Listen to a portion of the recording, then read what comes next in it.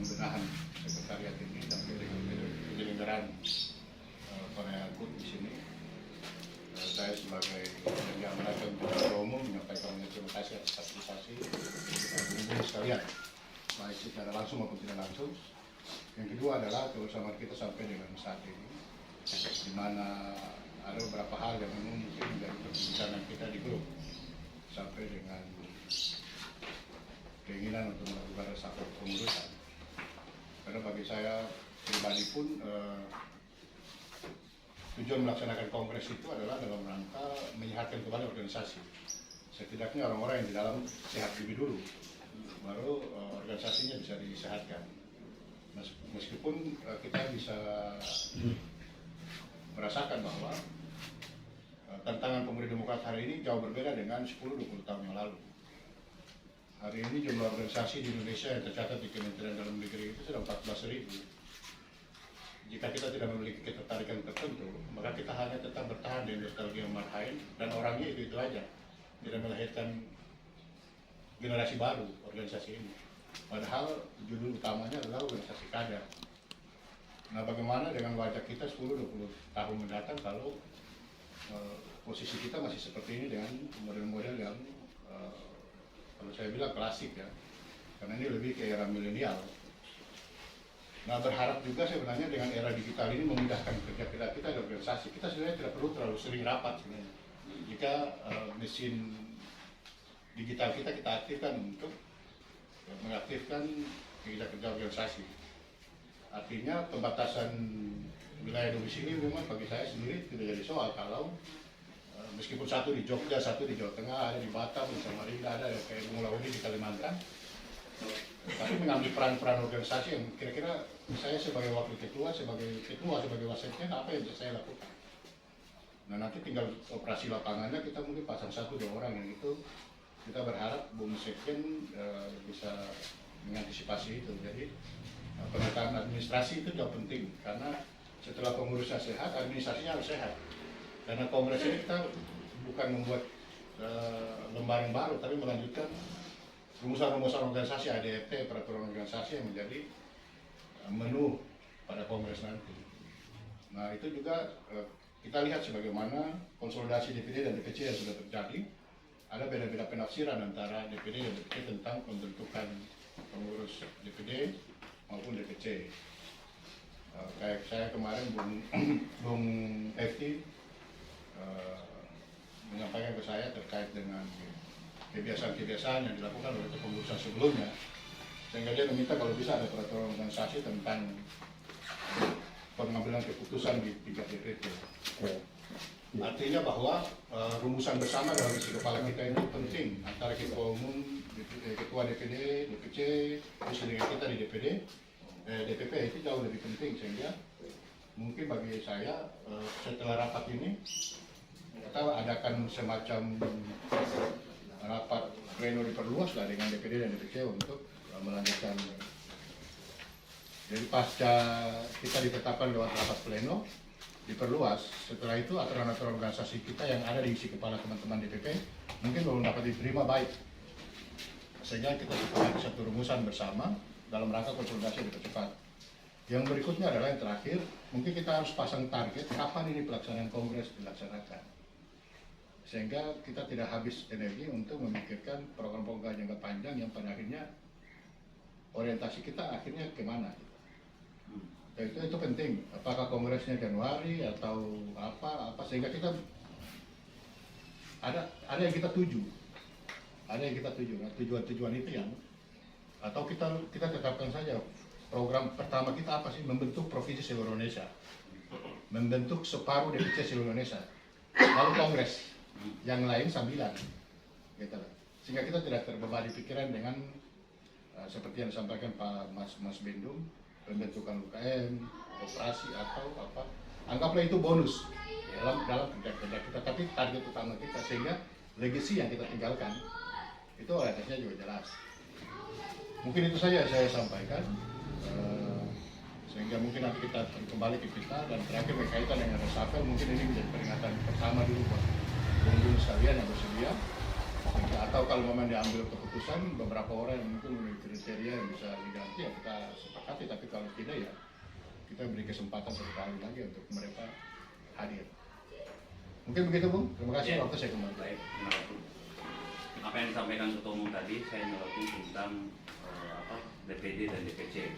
Jadi selama ini ada sudah pertama kali sudah dikeluarkan SK-nya, terus ada Kabupaten Buleleng itu juga sudah dikeluarkan SK-nya, dan itu berlaku 1 tahun. Dasar berlaku 1 tahun karena mereka bukan hasil Komperda. Nah selama ini dulu SK DPP itu selalu berbunyi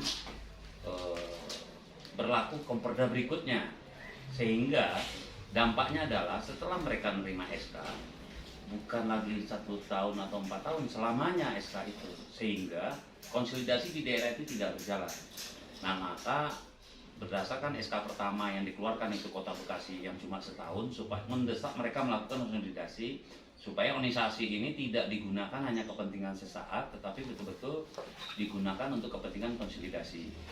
Nah akhirnya ada daerah, cuma ada 1 daerah yang nolak, Sumsel, dia pingin 4 tahun. Nah, ini juga sulit, tanpa kita bikin peraturan organisasi pun udah jelas ada aturan yang mengatur tentang ADART. Dan waktu itu mereka juga bertanya apa dasarnya, apa DPP menetapkan. Saya kasih dasarnya, DPP dapat mengambil langkah-langkah kebijakan baik untuk DPD dan DPC sesuai ADART itu juga diatur. Jadi kalau mereka menuntut ada peraturan organisasi ini, ya nggak masalah, kita coba susun kan gitu. Cuma jangan sampai juga kita terkuras waktu untuk mikirin gitu, sementara DPD-DPD yang lain juga nggak ini. Nah terus DPD yang sudah ini, itu Papua itu mungkin ini Papua ini udah cukup lama, mereka masih rapat-rapat, itu Papua, terus ada Sulawesi Tengah dan ada Papua Barat juga, itu sudah mulai dilakukan penjajakan. Nah terus ada juga Riau. Nah semuanya nanti mengarah setelah semua terbentuk, telah terbentuk tentu bisa dilaksanakan kongres. Sekarang kalau kita mau pasang target kongres kapan, sementara belum ada gambaran berapa DPD dan DPC yang ada itu. DPD DPC itu kan kongres di Solo kemarin itu kan cabutan semua. Jambi Bung Rudi, padahal dia ada di kan gitu. Nah ini yang menjadi kendala. Dan target kita untuk kongres ini bisa saja kita pasang target tahun 2022 umpamanya. Kalau 2022 berarti kongres luar biasa. Tetapi kalau tahun 2023 berarti kongres biasa, karena masa baktinya itu dari 2018-2023 kongres Solo itu. Kalau 2022 namanya kongres luar biasa, kalau nanti 2023 itu kongres biasa, kongres yang ke-15. Nah untuk bisa kongres itu tentunya terbentuk DPD dulu. Tidak bisa kita melaksanakan kongres asal ada kongres, nggak bisa habisin waktu, biaya, tenaga, dan lain-lain, sementara DPD-nya belum ada. Nah makanya di agenda rapat ini di grup WA itu saya pancing ini, perlu dibentuk korwil, koordinator wilayah, supaya menyentuh ya. Contoh Bung Pian itu NTB, NTT, dan Bali ya. Ada 7 wilayah, ada wilayah Sumatera. Nah cuma sekarang agak sulit kita memasukin nama mereka ke wilayah-wilayah tertentu kalau tidak ada suara dari mereka sendiri yang pengurus DPP. Sudah nggak mungkin kita tempatkan mereka sementara mereka nggak tahu. Intinya kemarin saya juga sempat bikin chattingan di grup untuk yang tidak hadir diisi. Ternyata juga nggak ada kepedulian juga tuh ya, yang nggak hadir. Jadi kan belum tentu di resapel tuh. Yang nggak hadir diisi maunya di wilayah mana, apakah Sumatera, Jawa, Sulawesi, kan itu juga tidak diisi. Nah akhirnya dengan asumsi memang mereka udah nggak punya keinginan, mau ditaruh silakan, mau dibuang juga silakan kan gitu. Nah yang jadi PR kita adalah kalau mau meresapel umpamanya mengganti kepengurusan, kita keluarkan SK baru itu nggak akan ada masalah. Kalau ada yang nolak, pertanggungjawabannya nanti di kongres, silakan itu evaluasi di kongres. Kenapa DPP mengeluarkan SK baru untuk kepengurusan yang baru lagi? Nah, saat itu nanti kita kasih jawaban karena tidak ada dasar lagi. Kalian yang hadir sekarang ini, umpamanya pada saat itu, nggak mungkin bisa hadir kalau nggak dilakukan resapel. Karena sekarang itu, yuk kita rakernas saja. Rakernasnya yang mau diundang siapa? Jawa Barat, Sumatera Selatan kan begitu. Nah, cuma itu saja. Nah, terus ada juga ini ada kondisi habis Komperda dari Jawa Barat, mereka itu minta kepengurusan 19. Di ADRT itu 17. Kalau ini ditoleransi, akhirnya ya organisasi semaunya. Oh, itu saja bisa melanggar ADRT, kenapa ini enggak? Jadi mereka itu beberapa saat ada beberapa minta SK itu hanya dalam kepentingan sesaat. Kita maunya SK yang diterbitkan itu dalam rangka kepentingan konsolidasi, membentuk PAC, membentuk DPC ataupun membentuk PAC di daerah masing-masing. Jadi nanti kayaknya untuk pembagian koordinator wilayah ini dengan jumlah yang hadir belum bisa dilakukan begitu ya. Koordil ini penting, harus ada kesediaan yang bersangkutan. Nah, saya setuju dengan ketum ini, bicara sapel itu bisa saja kita tunda waktu untuk membicarakan, menunggu sambil mencari orang yang mau bersedia untuk duduk di DPP, menjadi koordinator wilayah atau ngurusin organisasi ini. Kira-kira seperti itu tentang ini, tentang apa. Nah, untuk pembentukan wilayah ini, contoh tadi saya ngobrol sama Bung Pian untuk NTT, itu kan ada format belum. Diawali dengan diawali dengan surat kesediaan, setelah itu ada surat mandat supaya dia punya mandat membentuk di wilayah itu. Kalau memang dia dulu DPD, ajukan saja penyempurnaan. Ini kita SK-kan, setelah itu mereka membentuk DPC. Kalau memang sempat waktunya lakukan Komperda, atau kalau enggak, karena kalau ternyata nanti keduluan kongres umpamanya itu juga ini. Nah, untuk kongres ini juga ini kita nggak akan lepas kan begitu saja. Kalau DPP kita ini solid, kongres itu nggak akan lari ke orang lain. Ya, yang ini saja kita tetapkan kembali umpamanya. Kalau memang layak, tinggal mengganti beberapa posisi. Nggak mungkin tiba-tiba di kongres muncul orang baru. Dulu di Kongres Solo juga seperti itu. Saya sudah ingatkan wanti-wanti, jangan sampai orang nggak jelas tiba-tiba didorong menjadi ketua umum. Akhirnya karena memang udah nggak ada calon ketua umum lagi pada saat itu Mbak Ning mundurkan diri, akhirnya muncul Pandi Utomo dengan segala janji ini dan itu mau. Akhirnya Bung Bahar sebagai calon ketua umum juga bersedia mundur. Kalau tahu begini pada saat itu nggak bakal mundur kan begitu. Ngapain juga mundur, karena dia waktu itu ya dengan mimpi-mimpinya. Saya sebelum itu sudah diingatkan, tantangan DPP baru nanti itu adalah pertama Marinda, beresin kesekretariatan. Oh siap, kan gitu. Nah dia mau ini siap. Nah udah kita dorong nih sekretarisnya Iwan. Ternyata siap saja. Habis kongres setelah itu nggak komunikasi sama sekali. Saya nggak ngerti maksudnya apa. Itu kemarin terakhir ya? Hah? Yang Bung ada mau ini sampai teman-teman. Nah terakhir. Pernyataan Pandi. Oh pernyataan Pandi itu. Jadi gini. Kondisi terakhir, saya terakhir itu kan komunikasi sama orang Jawa Timur ya. Hendrik ini kan ketua DPD, dia itu hasil Komperda dan dia pendukung Pandi Utomo. Di saat muncul nama Bung Bahar sebagai ketua umum, muncul penolakan dari Jawa Timur.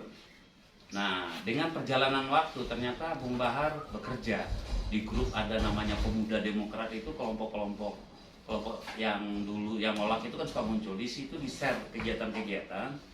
Akhirnya Jawa Timur ini rencananya kita mau ganti sebenarnya, hanya kemungkinan kita nggak akan ganti karena dia sudah bersedia mengakui kita gitu.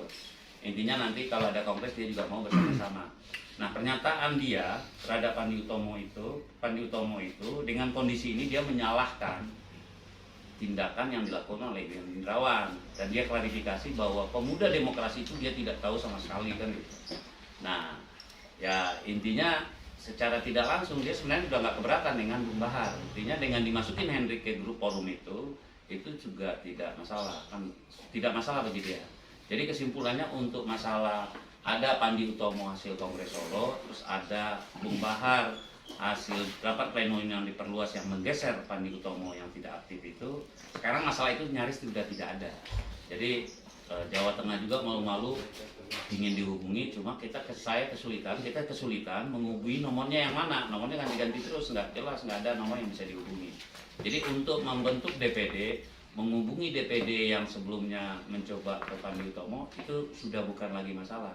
Yang jadi masalah sekarang adalah bagaimana DPP yang ada ini aktif ya, baik secara berpikir maupun komunikasi untuk melakukan kegiatan-kegiatan keorganisasian. Itu yang menjadi masalah. Karena nggak selamanya yang aktifnya itu juga. Ya nggak masalah nanti Bung Pian atau siapa ada orang punya potensi untuk bersama-sama Pemuda Demokrat menjadi DPP mengantarkan kongres, punya potensi karena banyak agenda-agenda kita berikutnya. Agenda menjelang Pilpres tadi nama Mbak Puan ini kan nggak mungkin dikerjakan oleh satu orang, ya.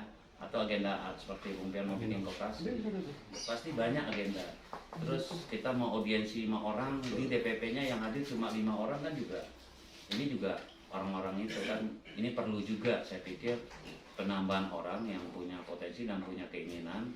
Saya pikir nggak masalah, bisa saja kita bicarakan di rapat berikutnya tentang reshuffle ini. Saya terakhir kemarin itu saya sempat mengundang namanya Hosea Bekasi, mantan sekretaris di panitia, untuk bisa mengisi di wakil sekjen. Nanti kita evaluasi nama-nama ini siapa nih wakil sekjen yang memang nggak mungkin lagi dipaksakan untuk jadi pengurus, ganti sama Hosea. Hosea kemarin dia bersedia tapi nggak tahu hari ini. Saya belum telepon, nggak datang juga kan, karena sibuk pasti di Bekasi atau gimana kan kira-kira begitu. Begitu Bung. Selanjutnya mungkin ada pendapat dari Bung Pian, silakan Bung Pian. Ya, oke, mohon maaf Pak Ref, Ya. Mas Agus, Kak Bani, teman-teman Bung. Saya tadi kebetulan kebiasaan saya mencatat ada 13 poin yang disampaikan oleh Pak Ketua. Dan ini mungkin bagi saya perlu kita bahas secara sangat serius, karena ini menyangkut organisasi. Sekaligus saya langsung mendiskusikan beliau tadi menyampaikan awal itu soal 14.000 organisasi kepemudaan. Sebuah catatan tentang keberadaan organisasi yang luar biasa banyak. Di situ bukan soal statistik angkanya Pak Ketua sampaikan tadi. Maksud saya berpikir bahwa beliau menyampaikan bahwa kita harus menghadirkan sebuah warna yang baru, yang pembeda, sehingga orang tahu, oh ini loh Pemuda Demokrat. Yang sampai tadi Bung Ref cerita, ketika kita bilang Pemuda Demokrat, ternyata kita AHY gitu. Nah itu tadi 14.000, sehingga terus bagaimana supaya kita hadir di antara 14.000 itu? Berarti turunannya adalah kegiatan Pak Ketua ya. Nah yang kedua beliau jadi menyampaikan perlu ada gagasan baru. Dia sinergi dengan omongan di atas tadi, bahwa ternyata kita harus berani bahwa kita menyatakan diri bahwa pola organisasi kita perlu dirubah. Jadi misalnya pertemuan fisik 20%, 80% adalah virtual.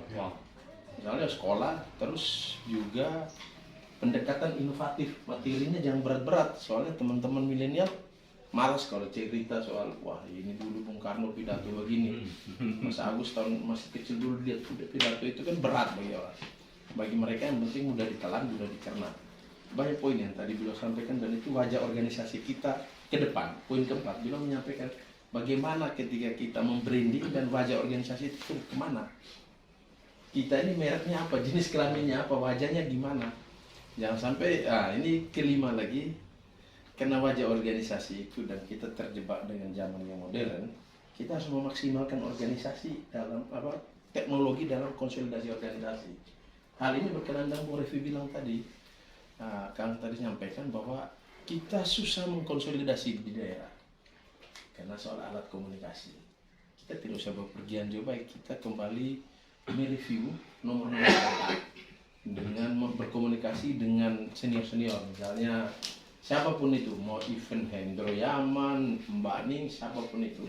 Kalau menurut saya, karena dengan modal itu kita bisa menghubungi, karena teman-teman pemegang mandat atau ketua yang ada, itu juga sebenarnya udah jenuh juga jadi ketua sebenarnya.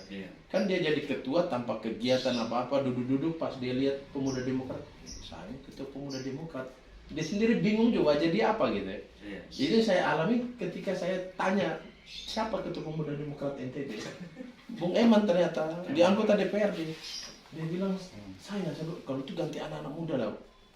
Kakak ini ketua Pemuda Demokrat, saya masih SMP loh. Dia bilang, janganlah, saya kan ketua satu-satunya ini, saya ada harapan di sana kayaknya. Dia berpikir, akhirnya saya bilang sekretaris siapa, Yunus. Saya telepon betul sekretaris DPD kan. Akhirnya cerita, mereka tanya, emang ketua umum siapa? Saya sebut ini beliau Pak Ketua. Itu intervensi soal wajah kita. Nah, hal yang penting tadi Bung Refli sampai agak keras soal reshuffle, itu adalah penataan administrasi organisasi. Ini memang rumit organisasi di era ini adalah perbenturan dengan kita yang lahir di zaman old dengan zaman now. Teman-teman sekarang nggak perlu penataan administrasi yang seperti kita dulu, tapi dia lebih semuanya di gadget lah. Iya. Nah, kita dulu kan print berkas disusun Bang Dani kan ini dulu ya, dan kita penataan hal itu ketika kita bicara tentang penataan, kita langsung lompat poin ke beliau tadi bilang agenda utama catatan kongres adalah mengembalikan Wisma Melinda. Nah, itu juga bagian dari administrasi barang-barang kita. Adalah tadi Pak Ketua Umum saya luar biasa kaget kan. Nah, ketika sudah penataan administrasi, nah inilah soal konsolidasi organisasi DPD dan arahnya ke kongres.